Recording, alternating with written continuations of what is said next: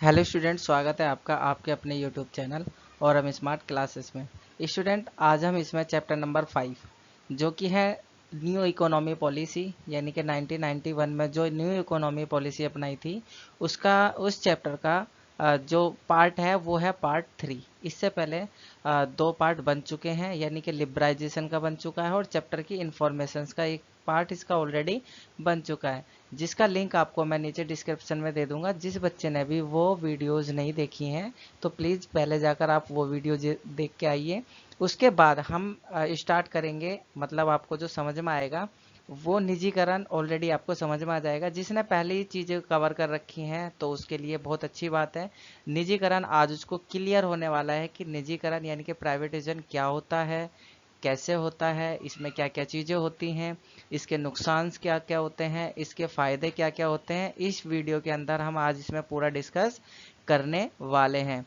तो बिल्कुल वीडियो को स्किप मत कीजिएगा। एक एक मिनट एक एक सेकंड आपके लिए मोस्ट इम्पोर्टेंट है, क्योंकि मैं आपको बताऊंगा कि यहाँ से कौन से पेपर में टॉपिक से कौन से क्वेश्चंस आते हैं, कहाँ कहाँ से किस तरीके से क्वेश्चंस बन के आते हैं।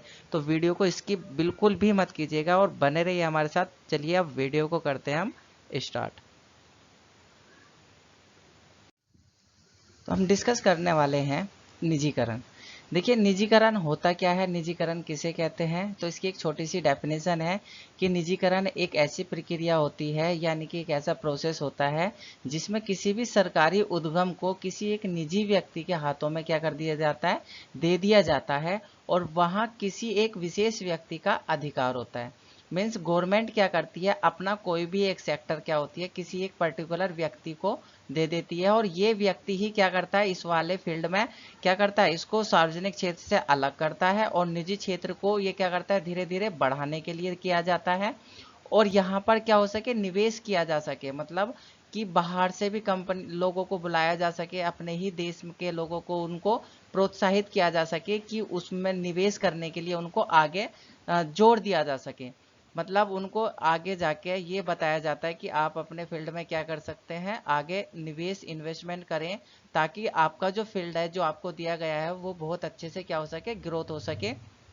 इससे क्या होता है कि जो जीडीपी होती है वो ज़्यादा हमारी बढ़ जाती है, और जो हम धीरे धीरे क्या होते हैं, हम जो कहने के लिए अभी हम क्या है, एक जो विकासशील देश हैं, धीरे धीरे अभी हम क्या कर रहे हैं, डेवलप कर रहे हैं। क्योंकि आजकल आपको देखने के लिए मिल रहा है कि हमारे बहुत सारे जो सेक्टर्स हैं वो प्राइवेट कर दिए गए हैं, यानी कि निजी हाथों में दे दिए गए हैं, जिससे कि बहुत ज़्यादा हमें समस्या का सामना भी करना पड़ रहा है। और लेकिन इसका बेनिफिट्स भी आपको मिलेगा और इसके नुकसान भी हम इसमें डिस्कस करेंगे। तो ये थी एक इसकी छोटी सी डेफिनेशन। मीन्स कहने का कि निजीकरण में क्या होता है कि जो कोई भी गवर्नमेंट सेक्टर होता है या कोई भी जो एरिया होता है या फिर कोई भी फील्ड जो होता है उसको क्या कर दिया जाता है, किसी एक विशेष व्यक्ति को दे दिया जाता है। उस फील्ड में क्या होता है, जितने भी नियम कानून या फिर जितने भी जो आगे चल के प्रोसेस वाली यानी कि डेवलपमेंट वाली जितनी भी योजनाएं होंगी वो उसी निजी व्यक्ति के द्वारा वहां पर चलाई जाएंगी। ठीक है, समझ आया। आगे चलते हैं। अब देखते हैं कि जो निजीकरण है उसके कितने प्रकार होते हैं, मतलब निजीकरण के प्रकार क्या क्या हैं।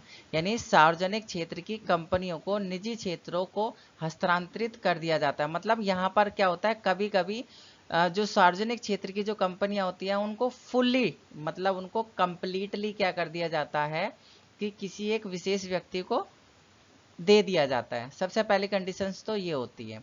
दूसरी कंडीशन क्या होती है कि जो सार्वजनिक क्षेत्र के कुछ हिस्से को जनता को बेच दिया जाता है, जिसे निजी क्षेत्रों में निवेश किया जा सके, और इसे ही क्या किया जाता है, जिससे कि निवेश, इसे ही निवेश कहा जाता है। मीन्स कहने का कि ये गवर्नमेंट का ये सेक्टर है, इसको क्या होता है, इसका कुछ थोड़ा सा हिस्सा, मतलब कुछ ही हिस्सा क्या कर दिया जाता है, किसी विशेष पर्टिकुलर व्यक्ति को दे दिया जाता है, जिससे कि वो उस एरिया को डेवलप कर सके। जैसे कि अभी हमारा क्या है, रेलवे, जो रेलवे है, रेलवे को क्या करा है, निजी हाथों में दे दिया गया है, लेकिन अभी इसको पूरा कंप्लीटली निजी क्षेत्र में नहीं दिया गया है।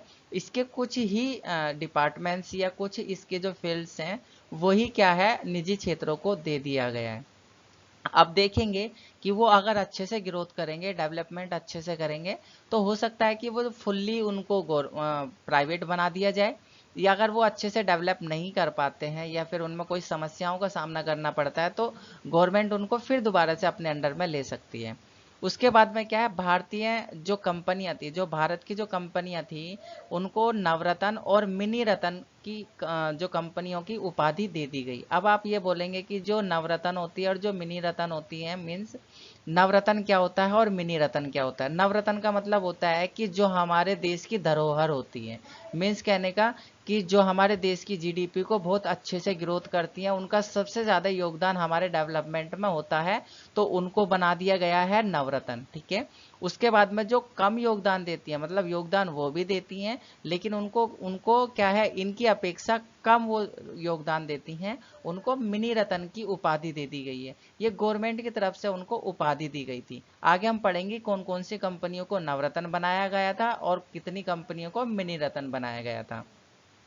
नेक्स्ट देखते हैं कि सार्वजनिक क्षेत्र का सुधार करते हुए सरकार ने नवरत्न कंपनियों के उद्योगपतियों को स्वयं सत्ता का अधिकार दे दिया गया। मतलब जितनी भी ये नवरत्न वाली कंपनियां थी, जिनको नवरत्न की उपाधि दी गई थी, गवर्नमेंट ने उनको कहा, उनको एग्रीमेंट दिया कि भाई अब एक चीज है कि आप जितने भी डिसीजन ले सकते हैं आप ले सकते हैं, आप आपको फुल छूट है, आपको पूरी स्वतंत्रता है, जो आपको अपनी डेवलपमेंट से रिलेटेड जितने भी डिसीजन लेने हैं, जितने भी आपको फैसले लेने हैं, वो आप क्या कर सकते हैं, स्वयं ले सकते हैं। आपको स्वय सत्ता दे दी गई है, आप इसके खुद के अकेले मालिक हैं। ठीक है, आगे देखते हैं। आगे देखते हैं कि जो सार्वजनिक क्षेत्र की जो कंपनियां थी, उनको 1996 में नवरत्न कंपनियों का दर्जा दिया गया। मतलब जो हमारी जो प्राइवेट कंपनियां थी उनको नवरत्न, मतलब जो सार्वजनिक क्षेत्र की जो कंपनियां थी जो फुल्ली उनको गवर्नमेंट चला रही थी, अब उनको किसी पर्टिकुलर व्यक्ति को दे दिया गया था। और वो कौन कौन सी कंपनियां थी जिनको नवरत्न की उपाधि दी गई थी? तो उनमें सबसे पहली थी आपकी इंडियन ऑयल कंपनी, दूसरी थी आपकी भारतीय पेट्रोलियम, उसके बाद में थी आपकी ओएनजीसी यानी कि आपका oil and natural gas limited, उसके बाद थी आपकी सेल, भेल, उसके बाद में भारतीय जो पेट्रोकेमिकल कॉरपोरेशन है यानी कि आईपीसीएल, उसके बाद में विदेशी संचार निगम लिमिटेड यानी कि वीएसएनएल, उसके बाद में आपका लिमिटेड नेशनल थर्मल पावर, उसके बाद में आपका क्या है एनटीपीसी जिसको हम बोलते हैं शॉर्ट में, उसके बाद में हिंदुस्तान पेट्रोलियम जिसको हम बोलते हैं एचपी। ठीक है, ये जो कंपनियां थी, ये आपकी 9 कंपनियां हैं, इनको क्या दिया गया था, नवरत्न का उपाधि दी गई थी। नवरत्न से आप बहुत अच्छी तरीके से वाकिफ हैं क्योंकि जो अकबर था उनके दरबार में भी नवरत्न ही रहते थे। जो उनकी उस समय के जो राज था, जो उस समय के जो अकबर का जो कार्यकाल था, उसको बहुत अच्छे से वो समझते थे और उसकी धरोहर को, उनकी वही धरोहर थी, मतलब उसका उन्हीं जो अकबर का शासनकाल था मोस्टली ज्यादातर उन्हीं के नाम से जाना जाता था। ठीक है, आगे चलते हैं। नवरत्न कंपनियों को विशेष दर्जा दिया गया था, मतलब जो नवरत्न कंपनियां थी उनको एक विशेष दर्जा दिया गया था।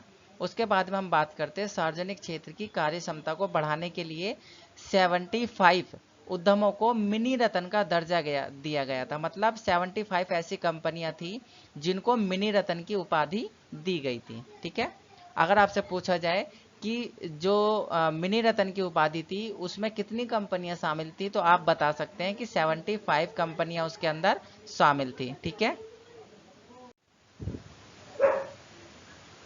देखिए अब हम बात करते हैं आगे कि निजीकरण के लाभ, यानी कि निजीकरण जो किया जाता है उसके क्या क्या प्रॉफिट्स यानी कि लाभ क्या क्या होते हैं। सबसे पहला जो लाभ है उसका उत्पादन व उत्पादकता क्षमता में वृद्धि होती है। मतलब अगर हम क्या करते हैं कि अगर हम किसी भी फील्ड को निजी हाथों में दे देते हैं तो वहां पर जो उत्पादन करने की जो कैपेसिटी होती है और जो उत्पादकता की जो कैपेसिटी होती है वो क्या हो जाती है, बढ़ जाती है। क्यों बढ़ जाती है? क्योंकि जो प्राइवेट होता है, जो प्राइवेट सेक्टर होता है, उसके जो मालिक होते हैं, उनका जो मैनेजमेंट होता है वो बहुत अच्छा होता है और वो क्या करते हैं, कम समय में ज़्यादा काम कराने की एबिलिटी रखते हैं और वो क्या करते हैं, उत्पादन को बहुत ज़्यादा इंक्रीज कर देते हैं और अपनी जो उत्पादन क्षमता होती है, जो उत्पादकता क्षमता होती है, उसको बढ़ा लेते हैं। उसके बाद में क्या है, निवेश का क्षेत्र बढ़ने लगता है, मतलब सॉरी ये पढ़ने नहीं है, ब है, ठीक है, बढ़ने लगता है। मतलब कि जो निजी क्षेत्र है जब वो देखेगा कि वहां पर उत्पादन क्षमता और उत्पादकता बढ़ रही है तो वो क्या करेगा, उसके अंदर धीरे धीरे इन्वेस्टमेंट भी करना शुरू कर देगा, जिसके कारण इन्वेस्टमेंट क्या होती है, बढ़ती है। उसके बाद में जब ये देखा जाता है कि जब प्राइवेटाइजेशन हो गया है और वहां पर कोई भी कंपनी आ सकती है और वहां पर इन्वेस्टमेंट कर सकती है, तो वहां पर हमारे क्या होता है, बहुराष्ट्रीय कंपनियां भी आ जाती हैं। मतलब उनको न्योता दिया जाता है, उनको इनविटेशन दिया जाता है बहुराष्ट्रीय कंपनियों को कि आप हमारे देश में आइए, हम हमारे देश में आइए, और हमारे देश में आने के बाद में क्या है, आप यहाँ पर इन्वेस्टमेंट कीजिए, रोजगार यहाँ के लोगों को दीजिए। तो बहुराष्ट्रीय कंपनियों की संख्या में भी क्या होती है, लगातार वृद्धि हो जाती है। उसके बाद में आपको पता ही है कि अगर आपका प्रोडक्शन इंक्रीज होता है तो आपकी जीडीपी भी क्या होगी, इंक्रीज हो जाएगी, जिससे हमारे देश की जो जीडीपी थी वो धीरे धीरे बढ़ती चली जाएगी और हम एक विकसित देश की ओर निकल पड़ेंगे। हम क्या, मतलब कोई भी देश हो सकता है वो। राष्ट्रीय व्यापार में सुधार होने लगता है, मतलब अंतर्राष्ट्रीय जो व्यापार है, मतलब जो इंटरनेशनल जो ट्रेड है, वो भी क्या हो जाता है, सुधरने लग जाता है। क्यों? क्योंकि अगर आप ज्यादातर गवर्नमेंट फील्ड को देखेंगे तो आपके दिल में नकारात्मक शक्तियां ज्यादा आएंगी, और अगर आप प्राइवेट सेक्टर को देखेंगे तो आपके माइंड में क्या है, पॉजिटिव वाली चीजें बहुत ज्यादा आएंगी कि अगर आपका प्राइवेट सेक्टर है तो वहां पर क्या होगा, नियम कानून अच्छे होंगे, साफ सफाई अच्छी होगी, सब तरीके से काम होता होगा, मैनेजमेंट से काम होता होगा। लेकिन अगर हम गवर्नमेंट की बात करें तो गवर्नमेंट के हालात आप समझ सकते हैं कि गवर्नमेंट सेक्टर के क्या क्या हालात होते हैं। ठीक है, ये इसके कुछ बेनिफिट्स थे।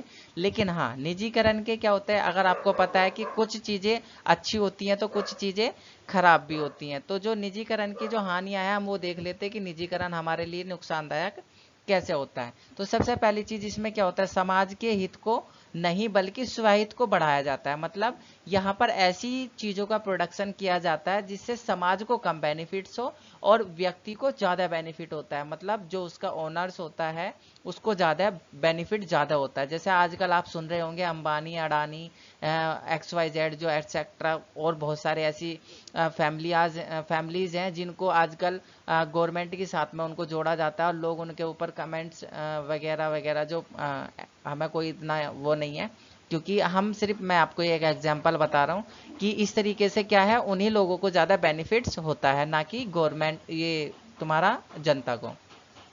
सार्वजनिक क्षेत्र की जो कमियां होती हैं उसमें क्या होता है, सार्वजनिक क्षेत्र धीरे धीरे क्या हो जाता है, कम हो जाता है।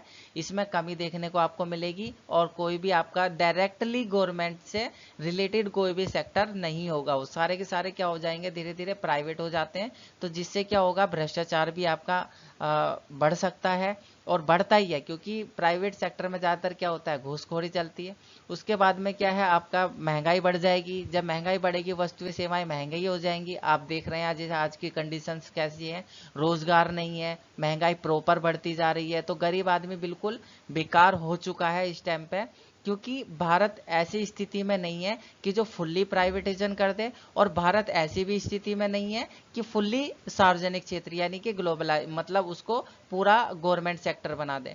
तो भारत की स्थिति अभी बहुत ज़्यादा डाउन है। वैसे भी सिचुएशन नेक्स्ट ईयर आपने देखा ही है कि क्या, लास्ट ईयर जो था कोरोना चल रहा था, उससे क्या है, भारत के क्या, पूरे वर्ल्ड की इकोनॉमी बहुत ज़्यादा डाउन हो चुकी है।